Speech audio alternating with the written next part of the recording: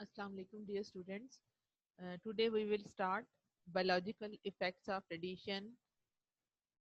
We are very well familiar with the effects of radiations.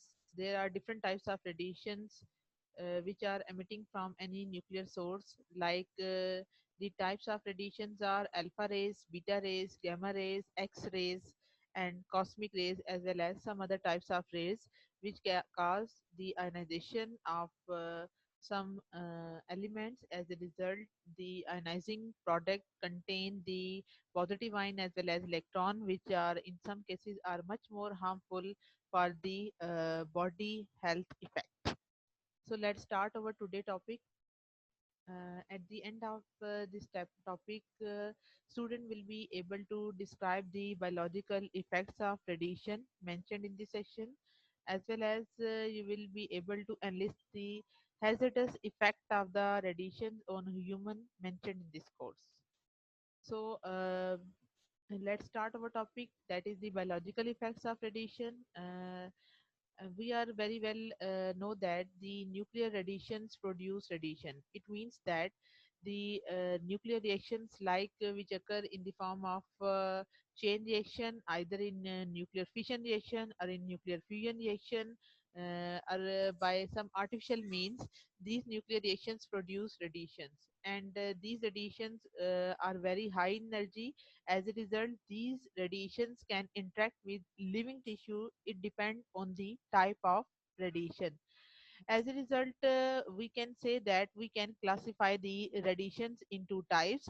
It means that if we have radiations, then we have an ability that we can divide these radiations in two types.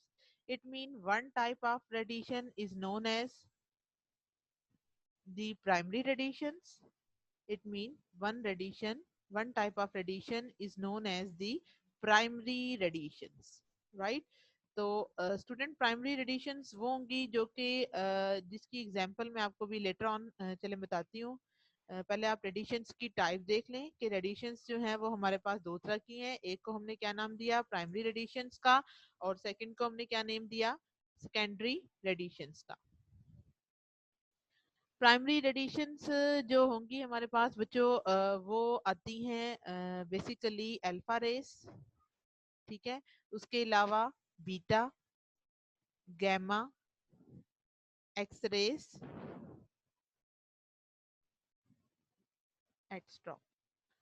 While the secondary radiations, which are formed by the reaction of these type of rays with some other nucleic material, as a result, these radiations are known as secondary radiations.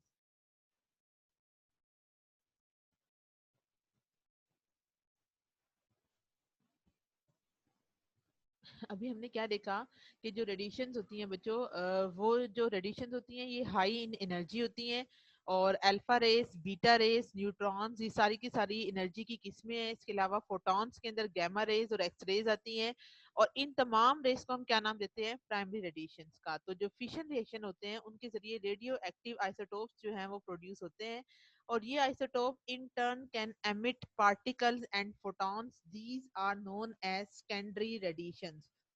It mean अगर आपको nuclear fission के reactions थोड़े से याद हो बच्चों, तो आपको याद होगा कि उस दौरान जो है वो फॉर एग्जांपल जब चले मैं आपको ये इस पे ही बताती हूँ ताकि आपके माइंड में ये बात समझ आए। अ, हमने क्या पढ़ा था कि जब भी हमारे पास रेडिएशंस होती हैं, लाइक न्यूक्लियर फिशन के रिएक्शंस होते हैं, तो न्यूक्लियर फिशन के रिएक्शन में बच्चों आपने एग्जांपल पढ़ी थी यूरेनियम 92 238 की, ठीक है। इससे आपने कुछ एलिमेंट्स पढ़े थे अगर आपको याद हो, वन इज बेरियम था, साथ इसके क्रिप्टॉन था, इसमें जो है वो हम एक न्यूट्रॉन ऐड करते थे, इसके साथ इसकी स्ट्राइक होती थी, और as a result some sort of energy is released here. This some sort of energy which is released is known as the secondary radiations। तो अभी हमने क्या देखा कि प्राइमरी रेडिएशंस क्या होती हैं कि रेडिएशंस जो हैं, यानी इन दो को, that is your gamma rays and x rays, ये दोनों जो है वो किस फॉर्म में आती हैं, योर फोटोन की कैटेगरी में, ठीक है। फोटॉन्स क्या होते हैं? ये एनर्जी के पैकेट होते हैं, ये हाईली एनर्जेटिक रेज होती हैं जो कि क्या करती हैं, किसी भी अगर बॉडी टिश्यू के साथ जो है वो अगर रिएक्ट करेंगी, क्योंकि यहाँ हम रेडिएशन को किस टर्म में ले रहे हैं? एनर्जी की टर्म में, क्योंकि रेडिएशन से हमेशा क्या मिलती है? हमें एनर्जी मिलती है। और ये एनर्जी क्या कर सकती है? जो हमारे पास लिविंग टिश्यूज होते हैं उनके साथ जाके ये रिएक्ट कर सकती हैं। तो रेडिएशंस की हमने दो टाइप देखी, one is primary and other is secondary. Primary radiations वो हैं जो कि किसी भी मटेरियल से जो है वो फर्स्ट स्टेप में रिलीज होंगी और उनसे अल्फा रेज, बीटा रेज या गामा रेज जो है या x rays in the form of photon जो है ये रिलीज होती हैं, और इनको हम डायरेक्टली नाम देते हैं प्राइमरी रेडिएशंस का। लेकिन अगर यही इनमें से कोई भी एक रे, लाइक अल्फा रेज है, बीटा रेज है, गामा रेज है, इनमें से कोई एक रे अगर रिएक्ट करती है न्यूक्लियर फिशन के रिएक्शन के साथ, जैसे यहाँ देखें, यहाँ न्यूट्रॉन जो है वो रिएक्ट कर रहा है, क्योंकि न्यूट्रॉन को हम फोटोन की कैटेगरी में लेते हैं, तो जैसे ही इनसे रिएक्ट करेंगे तो इस दौरान भी some sort of energy will also release, और ये जो बाद में इनके फिशन रिएक्शन से जो एनर्जी प्रोड्यूस होगी उसको हम क्या नाम देंगे? सेकेंडरी रेडिएशंस का। होपफुली ये पॉइंट आपको क्लियर हुआ होगा स्टूडेंट्स।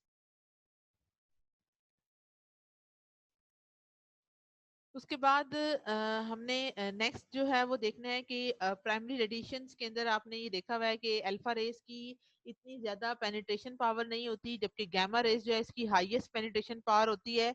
तो अल्फा रेज जो है वो पीस ऑफ पेपर से स्टॉप हो जाती है, while beta raise will have some better effect as compared to alpha rays, that it can also penetrate or strike the human body but it cannot pass through the human body. So these are all the examples of primary radiations. अब इसके बाद अगर आप further देखें तो हम कहते हैं कि हमारे पास बहुत सारे आइसोटोप्स होते हैं, लाइक स्ट्रॉन्शियम के या आयोडीन के। ये क्या हो सकते हैं? अगर इनके आइसोटोप फॉर्म हो जाएं by the strike of some alpha rays, beta rays और गामा रेज, तो ये जो आइसोटोप्स होते हैं जो कि स्ट्रॉन्शियम के हैं और आयोडीन के हैं, ये क्या हो सकते हैं? ये हमारी बॉडी के अंदर एंटर हो जाते हैं, और बॉडी में एंटर होने पर क्या करते हैं? ये हमारे नॉन रेडियो एक्टिव एलिमेंट कौन से होंगे? लाइक अगर हमारी बॉडी के अंदर हाइड्रोजन है, कार्बन है, ऑक्सीजन है, या और कोई हैवियर एलिमेंट है, ठीक है, तो उनको जो है वो रिप्लेस कर सकता है और उसके जरिए भी वहां पे जाके ये रेडिएशंस को एमिट कर सकते हैं। ठीक है। उसके बाद अगर आप फर्दर देखें कि अगर आप ह्यूमन बॉडी का लेवल चेक करें तो आप जानते हैं कि अल्लाह पाक ने इंसान के अंदर जो है वो डिफरेंट टाइप के सेल्स जो हैं वो बनाए हैं, और ह्यूमन बॉडी का जो बायोलॉजिकल यूनिट है, जो सिंपलेस्ट यूनिट है, दैट इज दी सेल। और आप सब ये बेहतर जानते हैं कि ह्यूमन बॉडी जो है वो डिफरेंट टाइप्स ऑफ सेल से मिलकर बनी है, और अगर आप सेल का फर्दर लेवल चेक करें तो सेल की फॉर्मेशन के अंदर डिफरेंट तरह के एलिमेंट्स एग्जिस्ट करते हैं, और जो मेजर एलिमेंट उनके अंदर पाए जाते हैं, one is known as the oxygen, other is carbon, hydrogen, nitrogen. These four elements form the major composition of a human body, while in some amount phosphorus, calcium, or some less quantities of sulfur will also present in the human body. And the abundance of these light nuclei affects the interaction of nuclear radiation with living tissue. यानी इस कहने का मतलब क्या है कि इन सब के अंदर क्या है, ये सारे के सारे ह्यूमन बॉडी को बना रहे हैं, ठीक है। और इन चूंकि ये सारे के सारे एलिमेंट क्या है, लाइट इन वेट है, यानी इनको हम लाइट न्यूक्लियाई कहते हैं, और इनके साथ अगर कोई न्यूक्लियर रेडिएशन है, लाइक अल्फा रेज है, बीटा रेज है, गैमा रेज है, एक्स रेज है, तो ये जो है वो इन लाइट न्यूक्लियाई के साथ रिएक्ट करेगी, और एज ए रिजल्ट इनको जो है वो आइसोटोपिक बना सकती है, या दीगर हार्मफुल इफेक्ट्स जो है वो ह्यूमन बॉडी के ऊपर काज कर सकती है। इसके बाद अगर आप फर्दर देखें तो हमें भी आपने ये फर्दर पिछले टॉपिक में स्टडी किया है कि ये जितनी भी रेज होती हैं ये हाईली एनर्जेटिक रेज कहलाती हैं, यानी चाहे अल्फा हो, बीटा हो, गैमा हो, एक्स रेज हो, ठीक है, इन सबके पास एनर्जी की सफिशिएंट अमाउंट होती है, और ये जो एलिमेंट होते हैं like carbon, hydrogen, oxygen, nitrogen, इन तमाम एलिमेंट के वैलेंस शेल में जो इलेक्ट्रॉन्स पाए जाते हैं उनके अंदर से इलेक्ट्रॉनों को ये क्या कर सकती हैं? नॉकआउट करवा देती हैं। एज ए रिजल्ट ये एलिमेंट किस स्टेट में कन्वर्ट हो जाते हैं? इनकी आयनाइज फॉर्म में। और याद रखिएगा बच्चों, ionize form are the much more dangerous form for life.